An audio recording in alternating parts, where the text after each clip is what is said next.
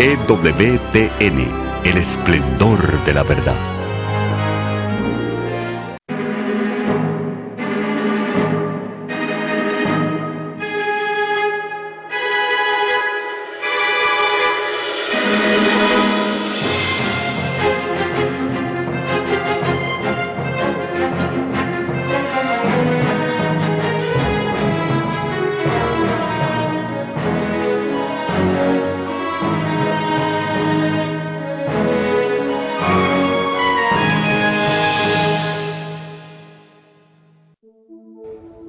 Queridos amigos, estoy nuevamente con ustedes. Soy el padre Horacio Bujorge de Uruguay, vivo en Uruguay, predico también en Argentina, desde donde les estoy hablando actualmente, en la grabación de este sexto episodio de la serie de programas dedicados al demonio de la sedia, que estamos grabando aquí en la iglesia de San Telmo, en la capital de la Argentina, en Buenos Aires. En este sexto episodio vamos a hablar de la asedia dentro de la iglesia. ¿Cómo se presenta este demonio de la asedia en sus formas eclesiales de la asedia? Pues no es solamente un fenómeno limitado al mundo no cristiano, sino que afecta también a los creyentes. En un episodio anterior, cuando hablábamos de la asedia en las Sagradas Escrituras, vimos cómo San Pedro, nada menos, la piedra, la cabeza de la iglesia, se sentía asedioso ante el anuncio de Jesús, que le hablaba de la cruz, del Calvario, y lo corrigió al Señor. De ninguna manera, Señor, ¿cómo vas a pensar en la crucifixión?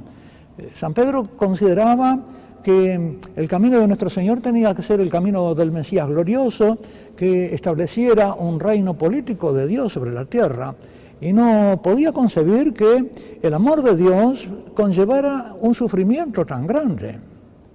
Y sin embargo, ese es el escándalo de la cruz, que es el amor que se manifiesta en el dolor y el sufrimiento. Muestra la magnitud de su amor precisamente en el sufrimiento que es capaz de sobrellevar con fortaleza por amar, por hacer una obra de amor. Esa revelación, para esa revelación Pedro todavía no estaba maduro. No nos tenemos que extrañar que lo que le pasó al vicario de Cristo en esos primeros momentos nos pase a nosotros a lo largo de la historia de la iglesia, que también nosotros tengamos que sufrir mucho para entrar en el reino de los cielos. Eso se lo dicen ya los apóstoles a los primeros creyentes. Lo leemos en el libro de los Hechos de los Apóstoles. Es necesario que suframos muchas cosas para entrar en el reino de los cielos, para realizarnos como hijos ya desde esta vida.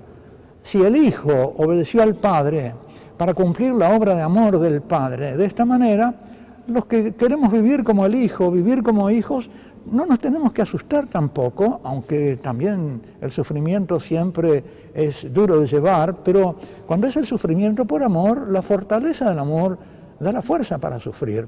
Y ese sufrimiento es transformador, es salvador, como el de nuestro Señor Jesucristo. Quisiera hablarles entonces hoy acerca de la asedia en la iglesia. El cardenal Schönborn decía hace unos años, dice: me parece que la crisis más profunda que hay en la iglesia consiste en que no nos atrevemos ya a creer en las cosas buenas que Dios obra por medio de quienes le aman. No creer que Dios sigue actuando, y que sigue actuando a través de los que lo aman, y que hace cosas buenas a través de los que lo aman, que Dios interviene en la historia. Hay como en muchos cristianos, como una duda de que Dios puede intervenir en la historia. Parece que estamos como hijos abandonados por el Padre sobre la tierra y que todas las cosas las tenemos que hacer nosotros, que el Padre no interviene en nuestros planes, que nuestras obras no vienen del Padre, que nuestras palabras no vienen del Padre, como que estamos separados del Padre. Tenemos una visión como de huérfanos de Padre vivo. Y prosigue el cardenal: a esa poca fe, no porque falte la fe en el Padre, el Hijo y el Espíritu Santo, recitamos el credo, pero ¿creemos realmente que Dios, que esa Trinidad actúa en la historia a través de nosotros? A esa poca fe intelectual y espiritual, la tradición de los maestros de la vida espiritual le llama asedia. Acá tenemos entonces que hace el diagnóstico de que hay asedia en la iglesia, porque hay ceguera para el bien que Dios obra. Y vamos a ver un poquito más adelante que esa también es la ceguera no solo de los creyentes, sino también la ceguera de los que son llamados naturalistas, que no creen que Dios obre en la historia. Porque nosotros lo creemos, pero después en el concreto fallamos en el ver su obra en una u otra manifestación de su obra. Y prosigue el cardenal, esta asedia es hastío espiritual, como un edema del alma, una hinchazón del alma. Así la llama el padre Evagrio, un padre del desierto, que sumerge al mundo y a la propia vida en una lúgubre tristeza, en un aburrimiento, que priva de todo sabor y esplendor las cosas. Y que por lo tanto, como los aburrimientos, muchos intentan matarlo con las distracciones, y cuando son buenos, de repente en buenos planes, planeados por ellos, pero que quizá no son los que Dios quiere, sino que son una especie de entretenimiento espiritual y un escape de una pereza para las verdaderas obras que Dios quisiera de este Hijo. Prosigue el cardenal, esta tristeza que hoy día corre tanto por la Iglesia, esta tristeza, esta asedia que hoy día corre tanto por la Iglesia, el cardenal comprueba eso, hay asedia en la Iglesia, hay como una tristeza.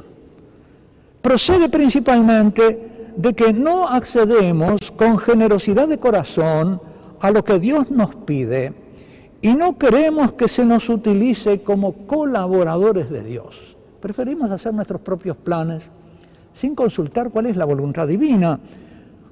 Y termina el cardenal esta cita, no existe mayor autorrealización de la criatura que ese hecho de estar siendo utilizada plenamente.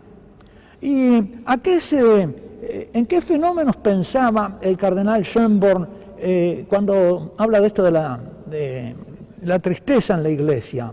En esos mismos días, en el periódico Observatorio Romano del Vaticano, se hablaba de los movimientos en la Iglesia y cómo el Papa, que recibía en esos momentos a 300.000 pentecostales y carismáticos católicos, hablaba de una primavera de la Iglesia. Y sin embargo, contra este movimiento había, como en muchos, una reserva, como mirando ciertos abusos que sin duda se dan, en todas las cosas se dan abusos, pero que por esos abusos sentían la tentación de rechazar los mismos movimientos y no ver, a causa de esos abusos, que esos movimientos eran obra de Dios. Se privaron entonces del bien por ver el mal adjunto al bien. Y ese es precisamente uno de los principales motivos, como vamos a ver, de esa asedia en la Iglesia. Se ven los abusos que pueden empañar la obra de Dios, porque es una obra de Dios en seres humanos, pero no se ve la obra de Dios que realiza con estos instrumentos, a veces pecadores. Volvemos a referirnos a la asedia de Pedro ante la cruz, que lo lleva a negar a nuestro Señor Jesucristo en el momento crítico, en el patio del sacerdote. Vemos ahí que Jesús no lo rechaza a Pedro por esa caída, y él no deja por eso de ser aquel que el Señor designó para ser la piedra sobre la cual se fundara su iglesia. Es decir, no por una caída de Pedro, de ese tipo, el Señor invalida su obra. La debilidad de Pedro no invalida el carisma que hay en él para conducir a la iglesia. Por lo tanto, eso nos tiene que enseñar la sabiduría divina, que no debemos invalidar las cosas buenas que Dios obra.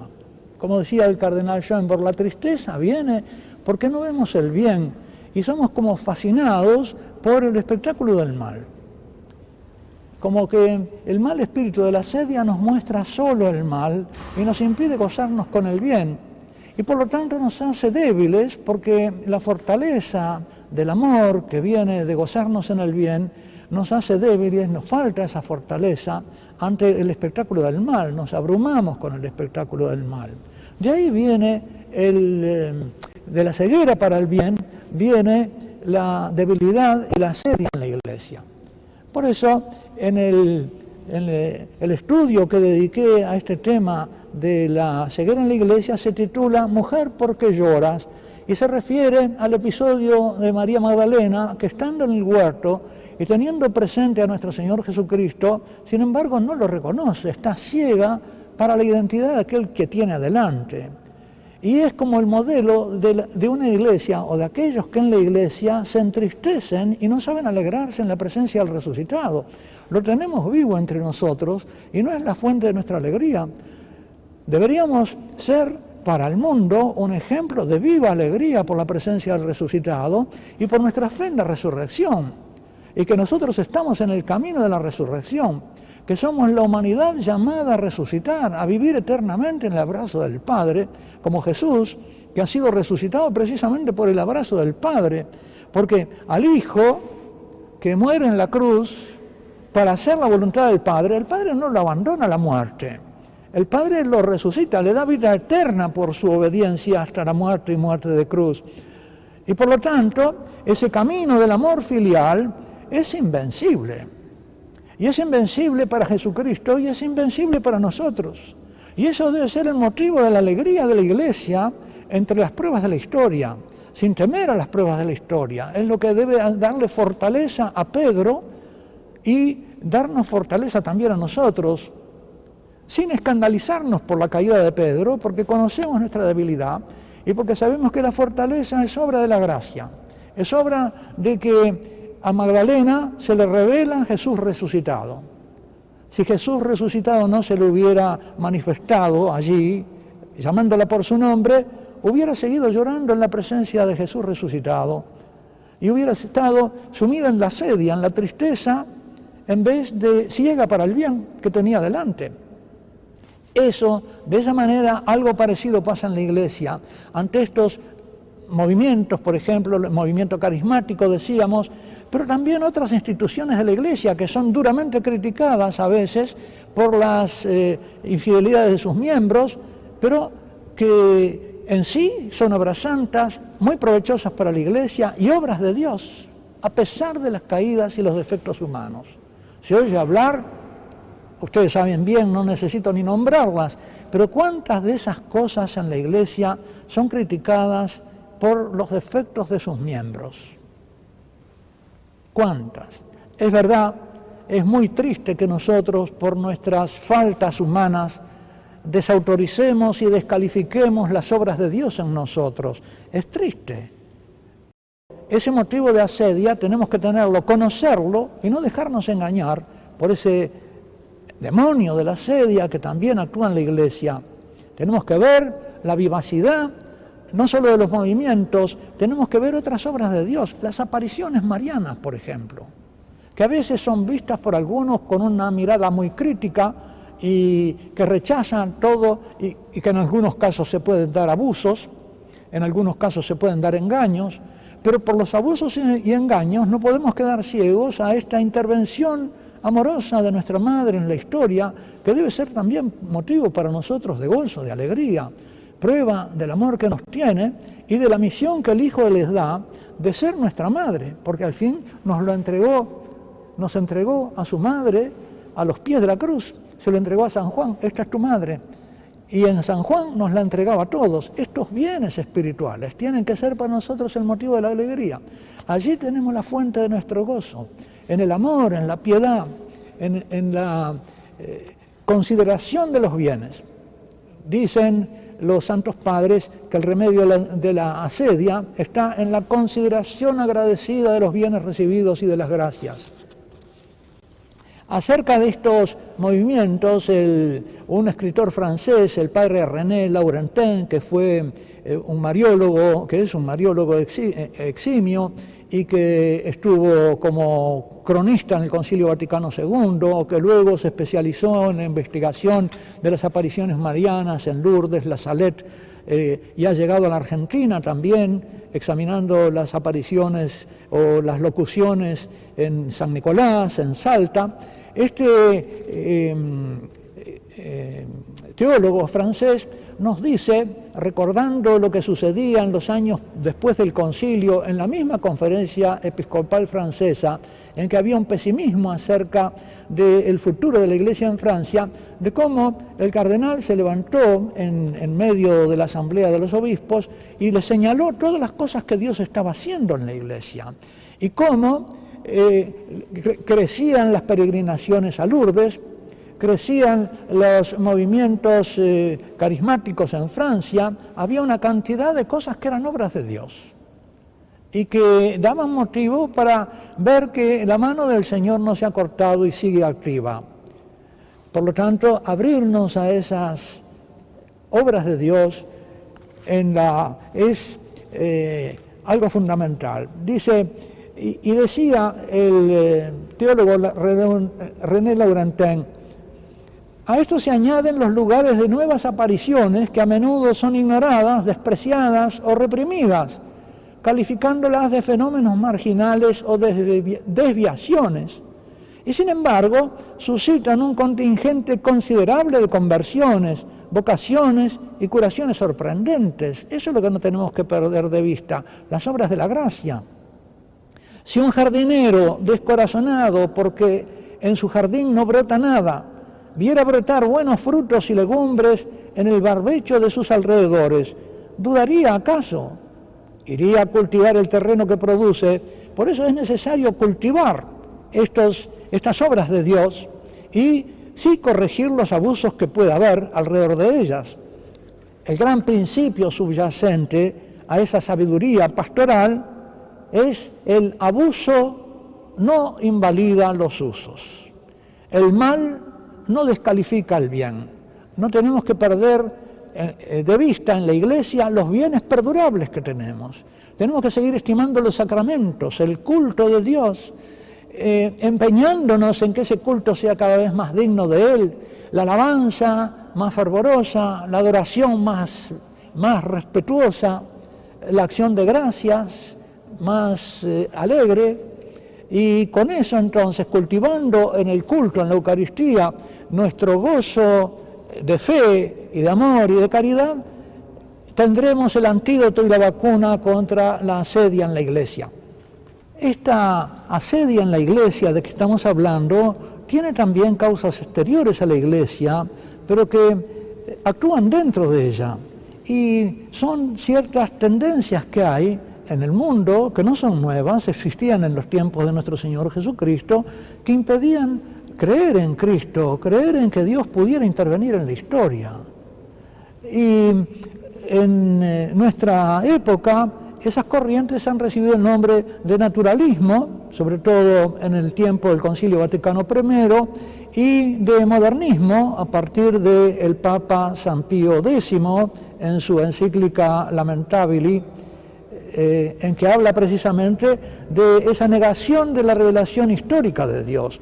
También muchos filósofos se niegan a admitir una intervención de Dios en la historia y por lo tanto proponen que se prescinda de una fe en las manifestaciones históricas de Dios y que se sustituya la religión fundada en la revelación histórica de Dios, en los actos que Dios ha hecho dentro de la historia, la venida de Jesucristo, el Hijo de Dios hecho hombre, la fundación de la Iglesia, el Espíritu Santo actuante en ella como una fuerza intrahistórica por la cual y a través de la cual Dios obra en la historia mediante los sacramentos, mediante la predicación, el ejemplo de los santos, la vida de los creyentes. Toda esa obra de Dios es negada por los naturalistas. Ya en el Concilio Vaticano I, uno de los padres del concilio decía acerca del naturalismo: en este sistema, la naturaleza se convierte en una suerte de recinto fortificado, una fortaleza, un campo atrincherado, donde la criatura se encierra como en su dominio propio e inalienable, defendiéndose de Dios, como si fuera un enemigo. Allí se instala como si fuese completamente dueña de sí misma, provista de derechos imprescriptibles ante Dios, teniendo que pedir cuentas sin nunca tener que darlas. Desde allí considera los caminos de Dios, sus proposiciones y decisiones, o al menos lo que se le presenta como tal, y juzga de todo con absoluta independencia. Esta soberanía del hombre encarnada en la soberanía del pueblo. En resumen, la naturaleza es el único y verdadero tesoro. Dios no tiene derecho a intervenir en ella, está en la mano del hombre. Algunos dicen es el arquitecto que construye el universo, pero el arquitecto que no venga a vivir en la casa. La casa es nuestra. El cardenal Pi decía, viendo al naturalismo, que era una abdicación del hombre al llamado a la grandeza, que el hombre no quería aceptar la grandeza que Dios le propone, que es precisamente la divinización, es la oferta de nuestro Señor Jesucristo. Viene a traer la oferta de la vida divina para los hombres, de una infusión de la gracia en la humanidad a través de los creyentes, para transformar la vida de la humanidad, el cuerpo místico de Cristo sobre la tierra. En cambio, dice el cardenal Pi, interpretando el sentir de estos naturalistas, que nos dicen a los creyentes que desarrollamos todo un orden sobrenatural basado principalmente en el hecho de la encarnación de una persona divina, que prometemos la vida eterna, una gloria infinita, fundados en estas promesas de Cristo, la visión cara a cara de Dios, la eternidad, el conocimiento y la posesión de Dios, tal cual se conoce y posee a sí mismo, ser hijos, recibir la vida divina, todas estas gracias, los sacramentos, los santos, todo esto, dice, el naturalista le dice, bueno, muchas gracias, déjenme simplemente en esta vida, lo que se ve, lo que se toca, aquí yo estoy bien, no aspiro a cosas más grandes. No tengo la pretensión de llegar después de esta vida a una felicidad inefable. Es la negativa a la grandeza. Así lo ve el cardenal Pi. El naturalista, con apariencia de humildad, dice, se niega a la comunión, se niega al amor de Dios, se cierra a un Dios que lo ama y no quiere sentirse obligado por un amor a Dios. Se niega a estrechar la mano que Dios le extiende históricamente en su Hijo. Lo que dice San Pablo, déjense reconciliar con Dios. Dios viene buscando la reconciliación del hombre con Él. Es la mano tendida de Dios, la propuesta de Jesucristo. Y queda patente, prosigue el cardenal, la ceguera para el bien divino, la sedia, de que se goza la caridad.